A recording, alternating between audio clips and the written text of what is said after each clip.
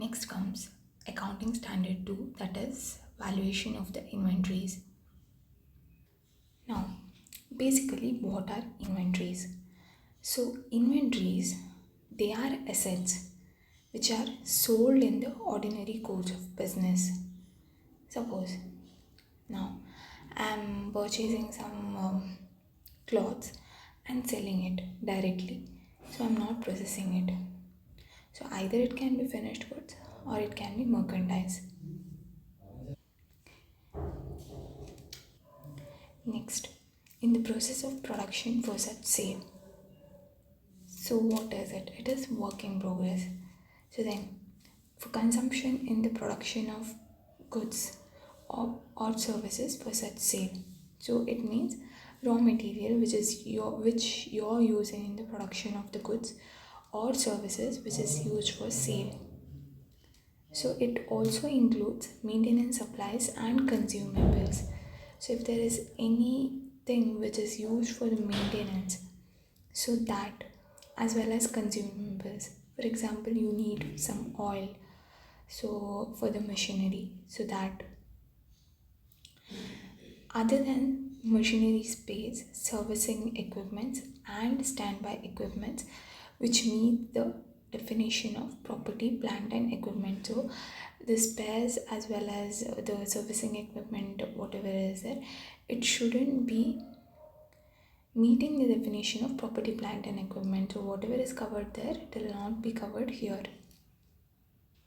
Now, what this cost of the inventory include? So now we need to value the inventory, right? So for that we need the cost of the inventory. So now what does the cost of the inventory include? So the cost of the inventory includes acquisition cost. So acquisition cost is the cost in bringing the asset to the present location of the inventory of the inventory. So now it includes freight. So freight incurred to carry the materials to the factory and condition of the inventory. Suppose if you are converting any raw material into finished goods, so now the cost which is involved in converting the finished to raw material to finished goods, that is condition of the inventory. Now, cost incurred to maintain the inventory. For example, you keep the inventory in some godown. Now, that is the storage cost. That doesn't generate any economic benefits, but it will maintain the condition of the inventory. Suppose if it maintains the condition of the inventory. Now, this cost are not included unless it is necessary prior to the production stage. If it is necessary, only then it should be included. Now, suppose there is a milk, cheese, all those things are there. So here, storage is necessary for the inventory. So this storage cost, for example, cold storage is there, that is included. However, if it is like just stored for the purpose, there is no like actual purpose involved in storing, then it will not be included in the cost of the inventory. So basically you need to see whether that storage cost is necessary for the part of the production. Now, how do you value the inventories? Inventories are valued in case of raw material at the lower of cost or replacement cost. So if you replace the inventory, what would be the cost? That is the cost. So whichever is lower. Now, in case of finished goods and work in progress, so it is measured at cost or NRV, whichever is lower. Now, in case of finished goods, so in case of finished goods or work in progress, NRV is what? So NRV is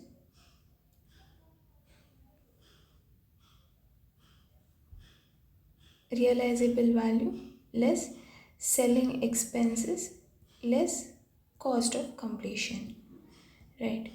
Now, in finished goods, this cost of completion is not involved. Why? Because finished goods is already in its completed state. However, we need the selling expenses, if any, is involved. So, the selling expenses will be there. But in case of work in progress, what we do is we have realizable value, cost of completion, because work in progress to finished goods, you need certain cost which is involved. So what happens is basically this cost of completion will be involved in this. Now, cost of finished goods includes cost of whatever purchased cost is there, the directly attributable cost from the raw material to the finished goods, whatever cost is there, that is involved. And in case of work in progress, from the raw material stage to the stage of work in progress, whatever cost is there, that is involved. So basically this is the cost in case of raw material as well as finished goods. Basically the cost depends on the amount which is spent till the stage of that particular completion, as the case may be, like it might be raw material or finished goods. Now what they've told is the cost of the partly finished goods is how much, that is 150. So what is it? Work in progress cost is so much. The unit can be finished next year by a further completion expenditure of 100. So what is it? It is cost of completion. So for what it will help? It will help in the valuation of NRV. So now the finished goods can be sold at 250. So now finished goods whatever is there, it will be sold at 150, that is realizable value is 250. So now subject to a 4% brokerage on the selling price. So what is the selling price? Selling price is 250. On 250, 4%. Now this is what? So this is selling expenses. Assume that the partly finished goods cannot be sold in its semi-finished form. Okay, so it cannot be finished. It needs to incur the this what is that? Further processing expenses, and its NRV is nil. So if I take work in progress ka NRV, that is directly nil. So now how do you calculate? That is realizable value less estimated cost of completion is 100 less selling expenses is 250 into 4%, that is 10. Then what we have got 140 as the answer. Now what is the cost of the work in progress?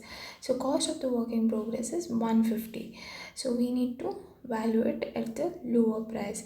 So lower price is how much? 140. So now the value of the work in progress is 140. So basically cost of the purchase includes all the like all the directly attributable cost. Okay, so what is the cost of purchase include? Cost of purchase includes all the directly attributable cost, and if there is any duties and taxes, if it is refundable. So if it is refundable, then in such cases you shouldn't include it. So if it is not refundable, then only you can include it. Then all these trade discounts, rebates, duty drawbacks, all these things need to be deducted from the cost of purchase. Now, ABC Limited has a plant with the capacity to produce 1 lakh units of a product per annum, and the expected fixed overhead is 18 lakhs. So what is the expected overhead? It is 18 lakhs. Fixed overhead on the basis of the normal capacity is 18 lakhs. So now number of units is how much? 18 lakhs divided by 1. So now actual production is 1 lakh units. Fixed overheads on the basis of normal capacity and the actual capacity will lead to same figure, that is 18 lakhs. Therefore it is advisable to include this on normal capacity. Okay, so basically actual capacity as well as the normal is same. Now what we need to take is, 18 lakhs divided by 1. So now actual production is 1 lakh units. Fixed overheads on the basis of normal capacity and the actual capacity will lead to same figure, that is 18 lakhs. Therefore it is advisable to include this on normal capacity. Okay, so basically actual capacity as well as the normal is same. Now what we need to take is 18 lakhs we need to take. Now, actual production is 90,000 units. Fixed overhead is not going to change with respect to the changes in output. So, whatever changes in output is there, fixed overheads will remain the same and will remain constant at 18 lakhs. Therefore, overheads on the basis of the actual basis is 20 per unit. Now, if I divide 18 lakhs divided by 90,000, the per unit is 20. Hence, by valuing the inventory at 20 for fixed overhead purposes, it will be overvalued. And the losses of 1.8 lakhs will also be included in the closing inventory, leading to the higher gross profit than actually earned. Therefore, it is advisable to include fixed overhead on the basis of the normal capacity to actual production. Now, basically, what the uh, sentence here means, now fixed overhead per unit will always remain the same. So, fixed overhead per unit, in case of the previous example, how much had we taken? We had taken rupees 18, right? So, rupees 18 we had taken. Now, if I value the this what is that fixed overhead per unit, taking into account 90,000 this units, whatever is there. Now, what will happen is basically it will come up to 20. So now, if I value this on the basis of actual production, I will overvalue the inventory, right? So what I am going to do is I am going to value the inventory at 18. Now, if I multiply 90,000 into rupees 18, I will get 16 lakh 20,000. So now remaining 18 lakh minus 16 lakh 20,000, what I get is 1.8 lakhs. So this 1.8 lakhs will be transferred to profit and loss account. Now, suppose actual production is 1.2 lakh per units. Now, if I take 18 lakhs divided by 1.2 per unit, I will get how much? 1.2 lakhs per unit, I will get 15. So now, by valuing the inventory, now if I value the inventory on the basis of 18, what will happen? I am taking into consideration that value which has not at all happened. So now what I'll do is basically, now what I need to do is basically, if I take 18 into consideration, the per unit value whatever is there, that will get increased. So what I can do is I have to restrict the per unit whatever cost is there to 15. So basically the units whatever is there, I need to take the units as same. However, the per unit cost whatever is there, that will uh, increase or decreased based on the units. So basically what I need to do is whenever I divide the units by the fixed overheads, like total fixed overheads, I need to take actual production or normal production, whichever is lower. Now now joint product or byproducts. So now what I need to do is I need to value the joint product and byproducts at net realizable value. So what is the cost? Like how do you value it? The valuation is the cost of the main product whatever is there, that minus NRV of byproducts, scraps or waste. So whatever NRV of the byproducts is there or scraps is there or waste, so that I need to deduct it and arrive at the value of the joint product or byproduct. Now, how do you value the overheads? In case of fixed overheads, it is valued on the basis of the normal capacity or actual capacity, whichever is lower. Now, if it is variable overheads, it is based on calculated on the basis of the actual production. Now, if there is any joint products, we have seen how to value the joint products, right? So whatever net realizable value of the byproduct, scrap, so all those things need to be deducted, right? So here we have seen the net realizable value of the byproduct, scraps, waste, which is to be deducted from the cost of the main product. Now, interest and other borrowing cost usually is not considered as a part of the cost of the inventory. However, if this interest and borrowing cost is uh, incurred on the inventory, which takes substantial part of time to get ready for its intended use or sale, is included in the part of the inventory. So basically the interest and other borrowing cost is not in uh, is not a part of the inventory, but then if it is incurred um, on an inventory which takes a substantial period of time, then it is included as a part of the inventory. Now, what should you exclude from the inventory? So there are certain exceptions which is given, that is abnormal amount of wasted materials, labor or other production overheads need to be excluded. So then storage cost, unless they are necessary for such storage. So then administrative overheads, whatever is there, that do not contribute to bringing up the inventory to the present location and condition. So then comes selling and distribution overheads. So basically the cost formula depends. So you may use first in first out weighted average cost formulas. You can use retail method, standard methods. So any method can be used, but it depends on the inventory, the nature of the inventory which you are dealing with. So with that, the method also changes. So basically with this you reduce the sale value by appropriate gross margin. So now a trader has purchased certain articles at 85,000. Now, he is a trader. So, trader means he is buying it and selling it. So, they have given the gross average percentage of the markup as 25%. So, now what I need to do is basically the opening stock is also given. So, what is the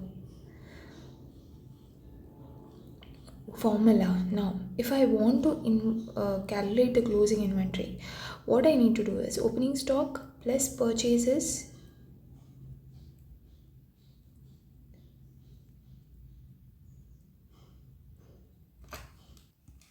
Now if I usually have to calculate the closing stock, what I need: opening stock plus purchases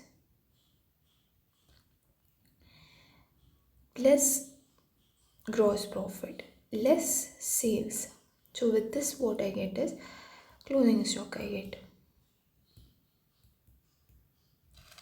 right?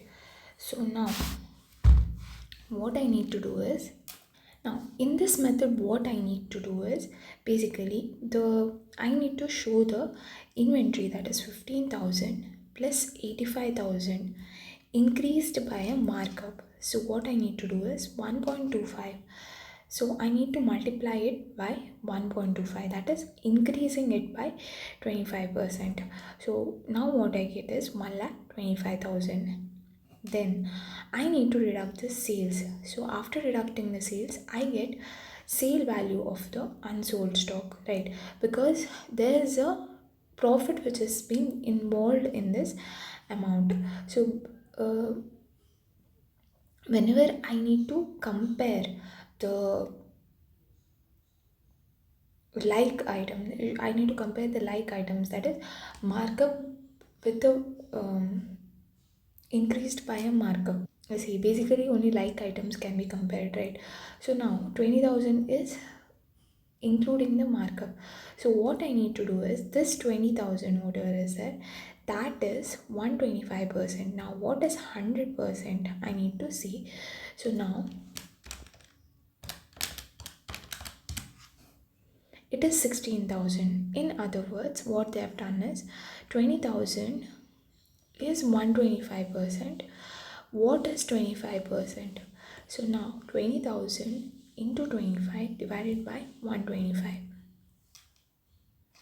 With this, I will get the markup. So I need to deduct the sale value of the unsold. From the sale value of the unsold stock, I need to deduct the gross markup. Comparison of the cost and net realizable value. Now, how do you compare? So basically, item by item basis also there's one method, as well as there is this total you have to compare. So that method is also there. So basically here item by item basis is compared, that is 50,000 or 45,000, whichever is lower is 45,000, 20,000 or 24,000, whichever is lower is 20,000.